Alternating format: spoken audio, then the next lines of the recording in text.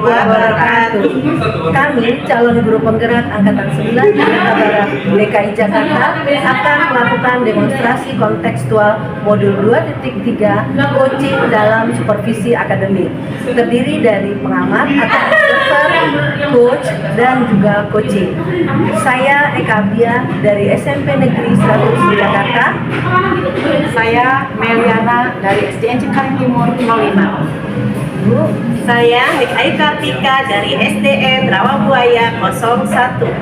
Selamat menyaksikan.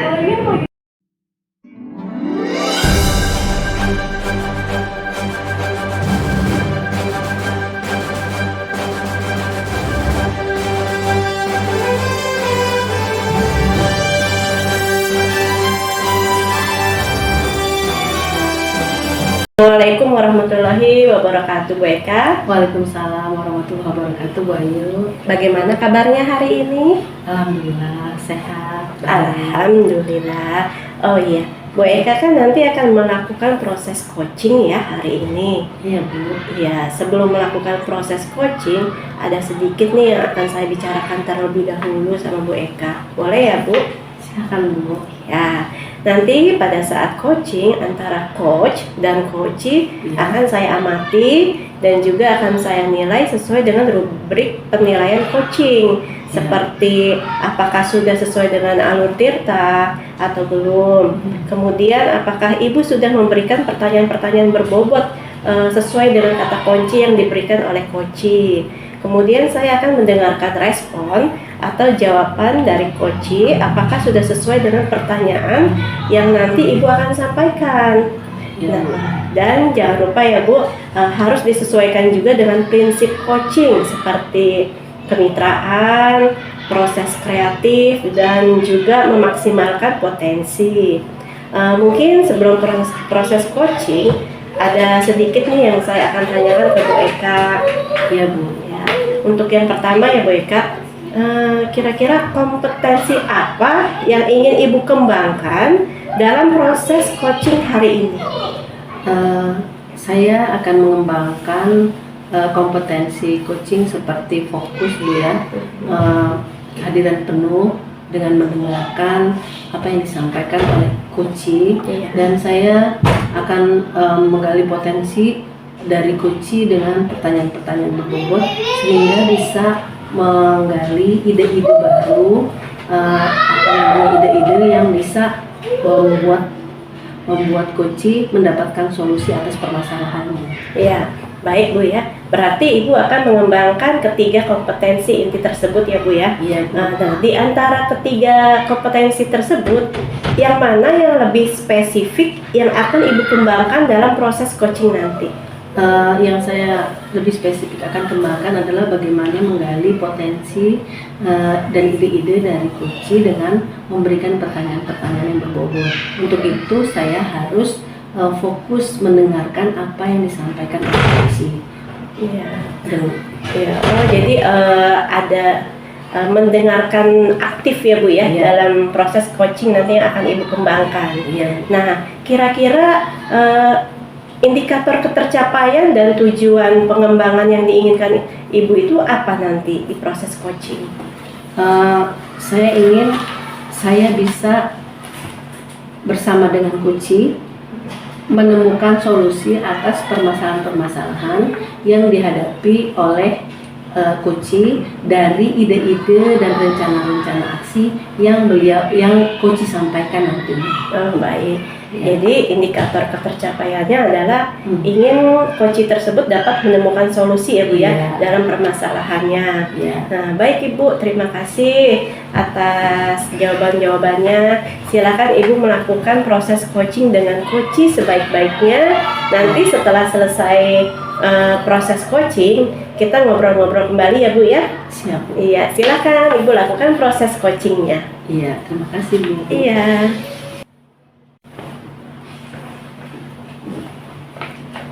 Assalamualaikum Bu Eka. Waalaikumsalam warahmatullahi wabarakatuh, Bu Meli. Gimana kabarnya Bu Eka? Alhamdulillah, kabar baik. Bu Meli gimana kabarnya? Alhamdulillah Bu, saya juga kabar baik dan juga sehat. Yang penting sehat Bu. Jadi kalau sehat kita bisa banyak melakukan hal-hal yang positif, terutama untuk meningkatkan kinerja kita. Gimana Bu Meli? Ada yang mau disampaikan? Iya nih Bu Eka.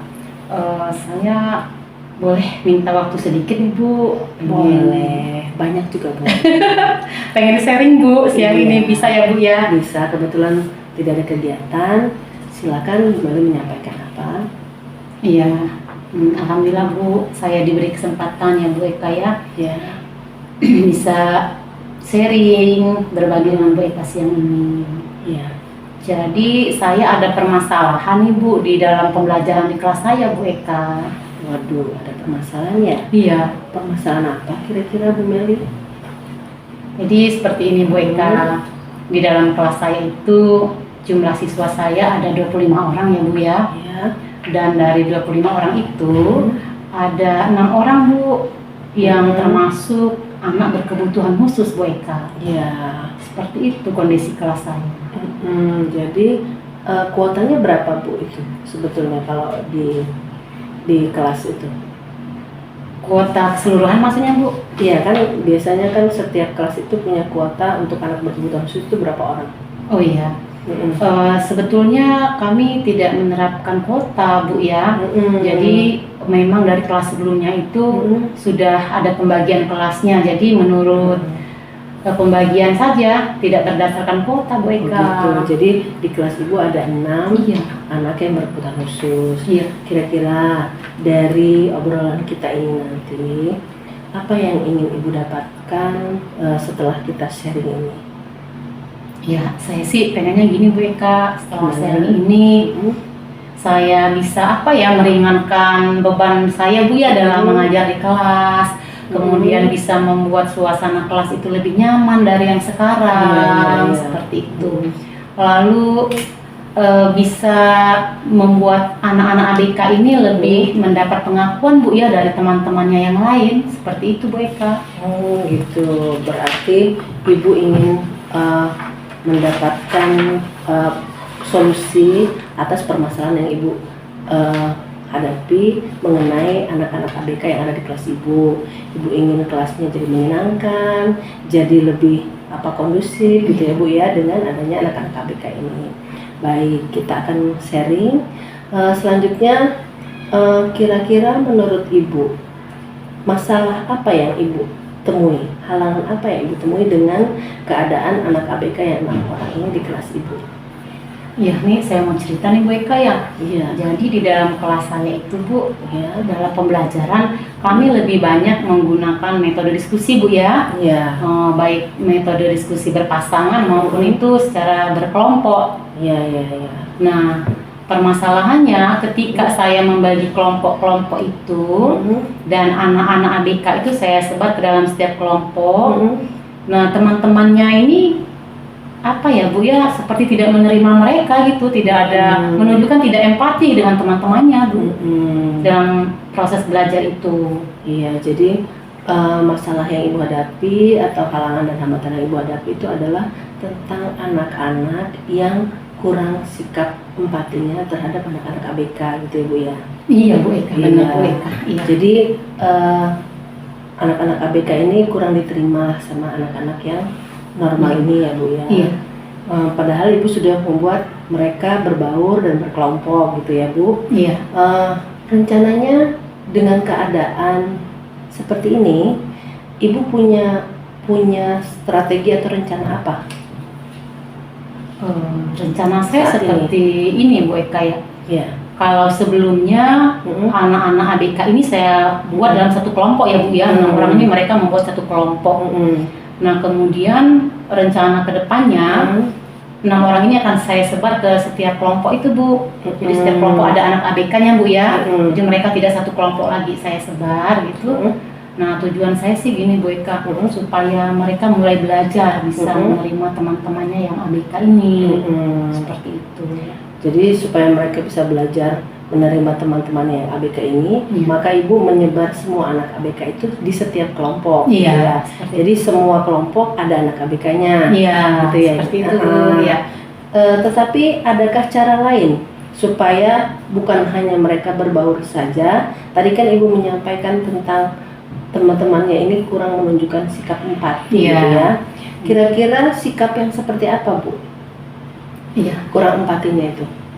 Selama ini saya amati Bu ya dalam pembelajaran ketika saya menyebutkan misalnya ayo silahkan berada di kelompok B ya seperti itu. Lalu teman-temannya yang berada di kelompok B, teman-temannya yang normal ini dengan bahasa tubuhnya mereka menunjukkan sikap tidak menerima Bu ya. Ada yang mereka memalingkan muka gitu, kemudian ada yang mencibir seperti itu Bu Eka. Iya. Saya sedih banget tuh Bu Eka, kondisinya gitu banget ya. Jadi mereka menunjukkannya dengan sikap ya. Iya. Secara langsung gitu ya, bisa dirasakan dan bisa dilihat oleh teman-temannya. Nah, untuk itu berarti menurut Bu Meli kira-kira pembelajaran apa yang bisa diterapkan untuk anak-anak ini tahu bahwa sikap-sikap tersebut yang kurang empati tadi bisa dikikis dan kemudian dihilangkan.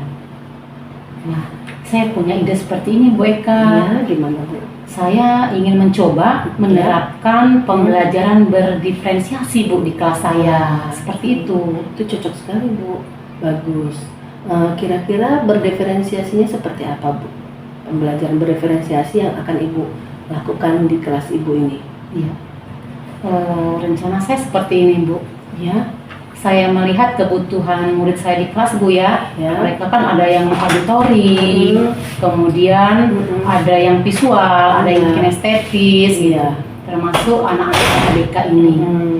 Nah, maka proses pembelajaran itu akan saya buat bervariasi ya Bu ya.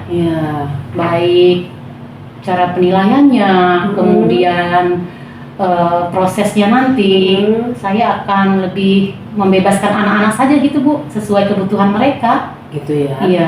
Jadi Ibu tadi sudah menyampaikan supaya bisa merubah sikap anak-anak ini menjadi lebih baik, yang tadinya tidak berempati menjadi empati dengan pembelajaran berdiferensiasi.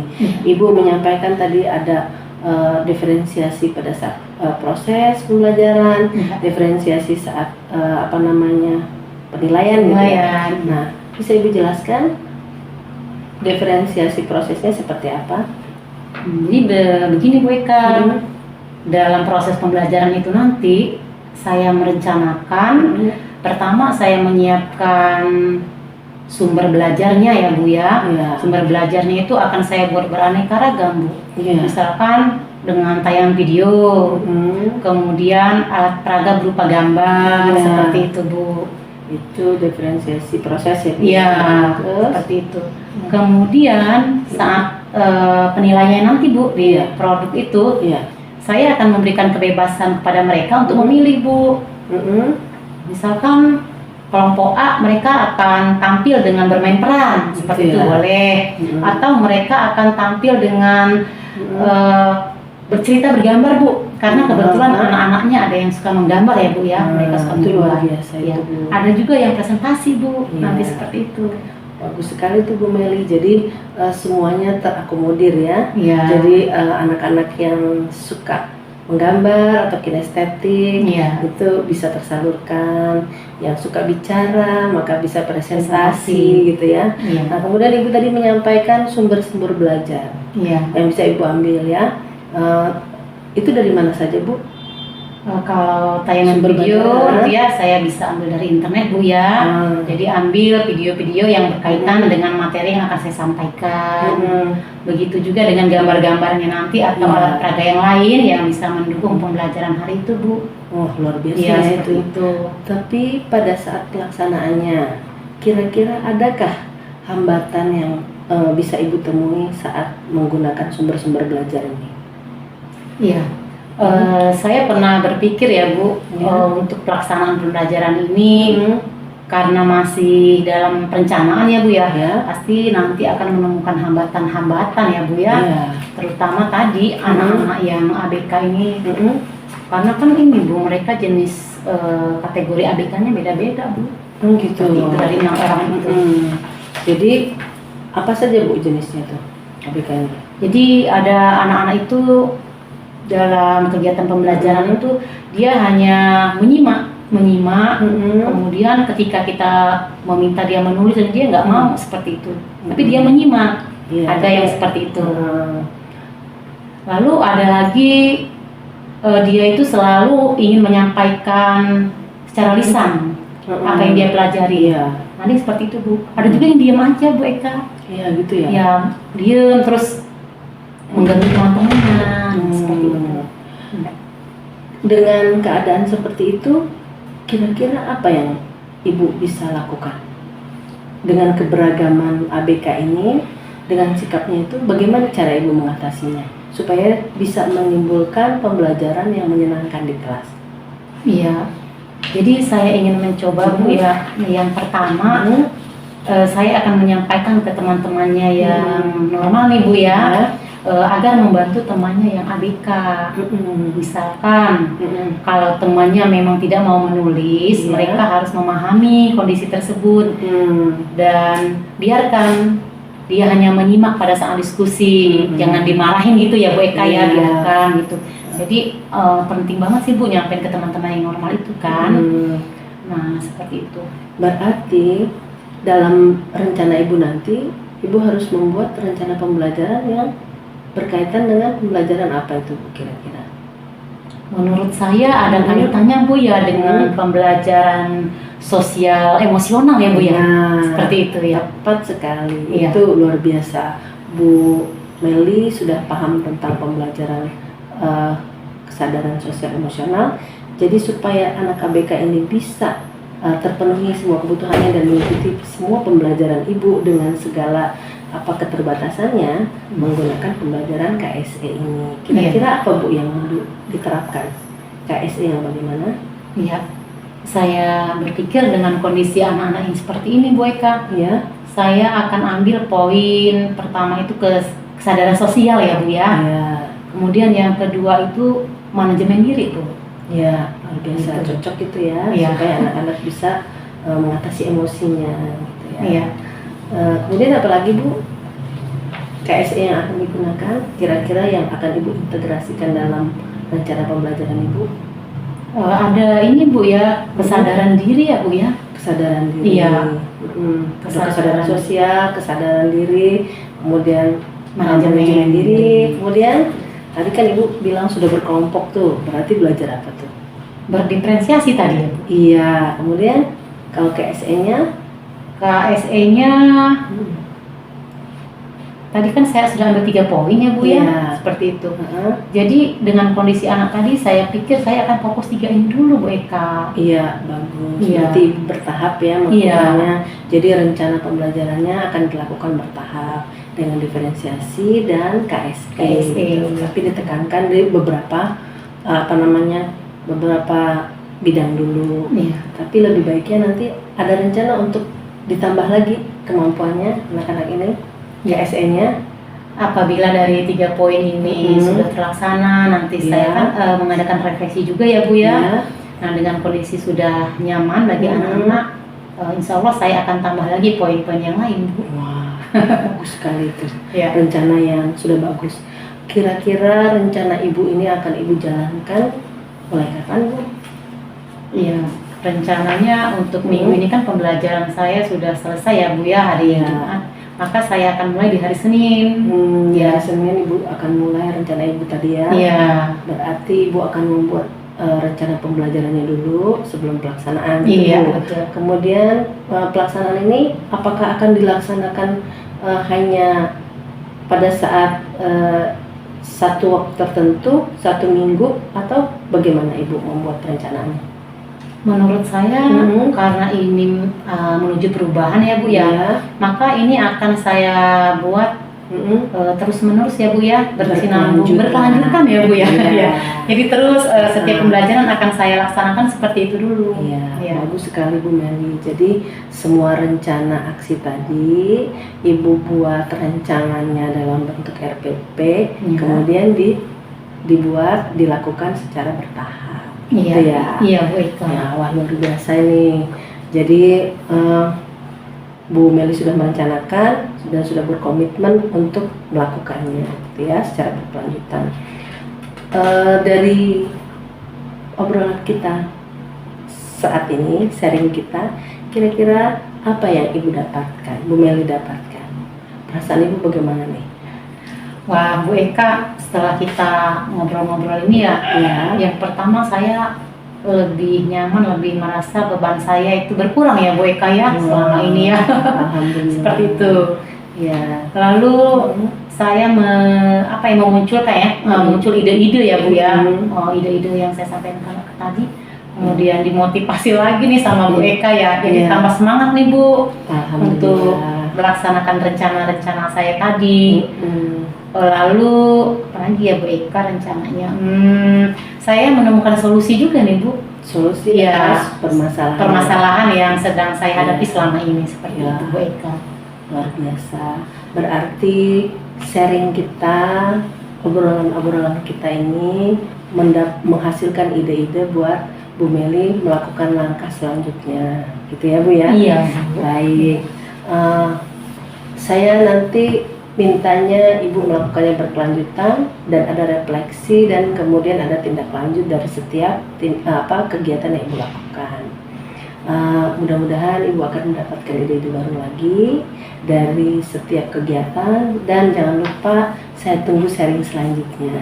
Itu ya Bu ya? Ya baik Bu Eka. Jadi Bu Eka, setelah saya melaksanakan perencanaan ini nanti, ya, saya akan sharing lagi nih ke Bu Eka. Siap. Apakah ada perubahan atau mungkin ada hambatan-hambatan ya Bu ya? Siapa tahu dengan saya sharing dengan Bu Eka, saya menemukan solusi baru lagi nih Bu, yang membuat saya tambah semangat ya Bu Eka ya. Siap Bu.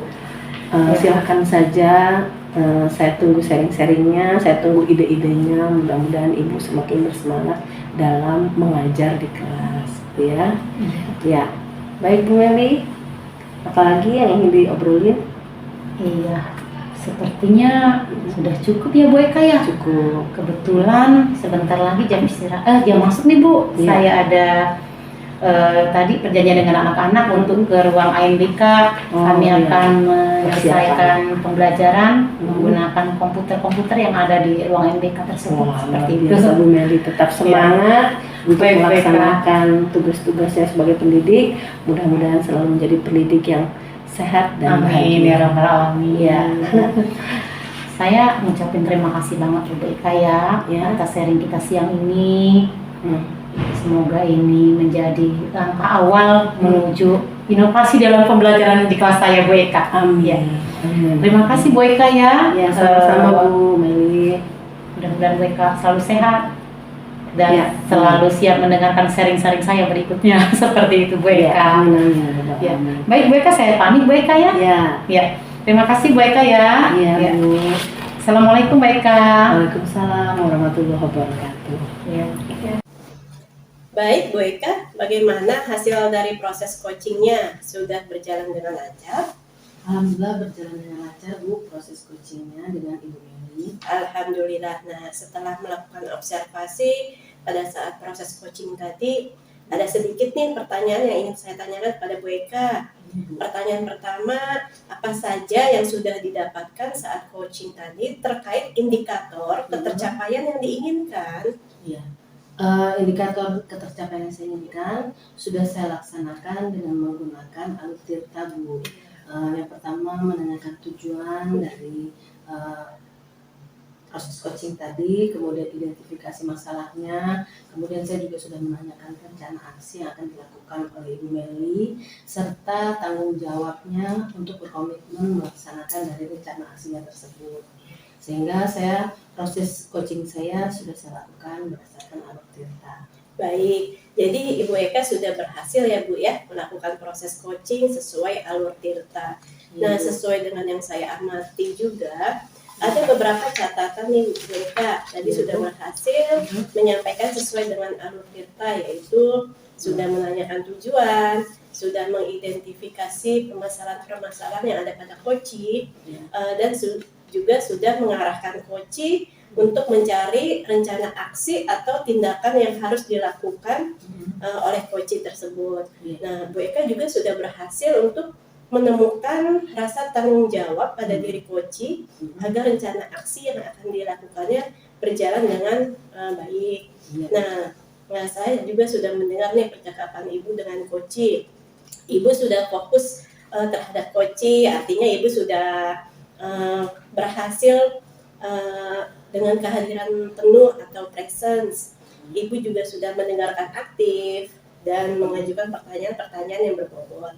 Luar biasa nih Ibu, apa yang sudah Ibu berikan untuk proses coaching hari ini benar-benar luar biasa. Mudah-mudahan sukses ke depannya dan diberikan kemudahan lagi dalam kegiatan coaching-coaching berikutnya. Nah, satu hal lagi nih Bu ya, yang akan saya pertanyakan ke Ibu. Kemudian kompetensi apa lagi nih yang ingin Ibu kembangkan untuk kedepannya? Sebetulnya saya ingin banyak berlatih coaching ini supaya kompetensi saya semakin baik ya Bu ke depannya, karena saya merasa bahwa mungkin saya kurang fokus. Saya harus lebih fokus lagi dalam mendengarkan hal-hal yang disampaikan oleh Kuci, sehingga saya bisa memberikan pertanyaan-pertanyaan berbobot yang bisa menggali ide-ide dan memberikan solusi atas permasalahan-permasalahan yang disampaikan oleh Kuci. Itu yang ingin saya lebih kembangkan Bu, kompetensi saya, sehingga pada saat saya melakukan kuci-kuci selanjutnya akan banyak ide-ide baru yang dikeluarkan oleh Kuci. Ya, luar biasa. Semoga kedepannya kita semua bisa melakukan coaching dengan lebih baik lagi Bu ya. Iya. Mungkin demikian observasi kita hari ini Bu ya. Semoga bermanfaat untuk kita semua. Mungkin saya tutup ya Bu ya. Ya. Terima kasih Bu Eka atas waktunya. Sama-sama Bu Ayu.